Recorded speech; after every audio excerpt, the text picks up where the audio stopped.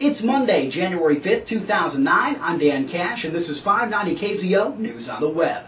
Icy roads in Van Buren County are being blamed for the wreck of a Lawton fire truck rushing to a pole barn fire near Matawan. The tanker was hauling water when it spun out of control at 66th and CR 657, drove up an embankment and flipped on its side. A 21-year-old firefighter is listed in serious condition at Bronson Hospital with multiple fractures, including a broken jaw and a punctured lung, after he was ejected from the cab. The 26-year-old driver wasn't injured, but was cited for driving too fast for conditions. The Lawton Fire Department may have to borrow or rent a tanker truck until this one can be repaired or replaced.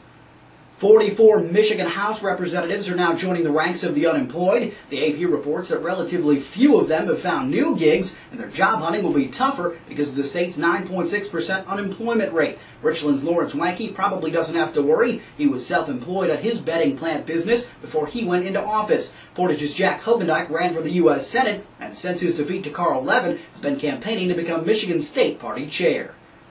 Flags in Michigan are being lowered today and tomorrow for two servicemen who died in the same incident in Iraq. Staff Sergeant Christopher Smith of Grand Rapids and Specialist Stephen O'Cray of St. Clair Shores were both killed riding in an armored vehicle that fell into a canal when a bridge collapsed beneath them on Christmas Eve. It was Smith's second tour in Iraq and O'Cray's first.